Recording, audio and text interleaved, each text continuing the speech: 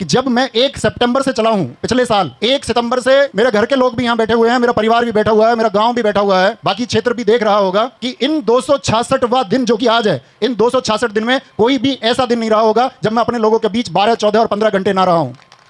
इन सिर्फ 266 दिनों में बिना किसी सरकार की मदद के, बिना किसी औद्योगिक घराने की मदद के, मेरा परिवार कोई राजनीतिक परिवार नहीं है, ना मेरे घर में कोई विधायक सांसद रहा, आप सब जानते हैं मेरे पिताजी किसान हैं। इन 266 दिनों में मैंने जो कुछ इस क्षेत्र से अपनी मेहनत से कामयाबी से कमाया, मैंने 60 से ज्यादा गांवों में अपने साथियों के साथ मिलकर के झाड़ू लगाई, वहां की नालियों को साफ करने का काम किया, वहां वृक्षारोपण किया। नवीन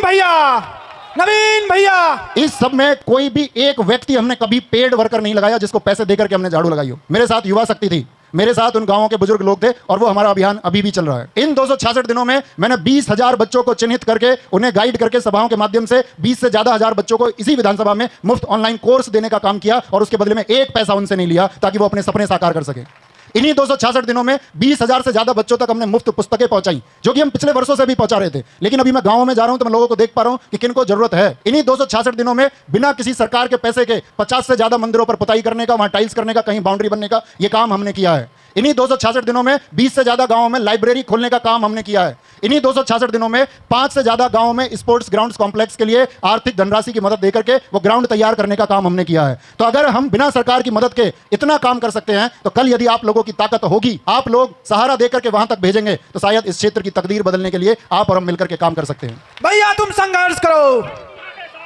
संघर्ष करो।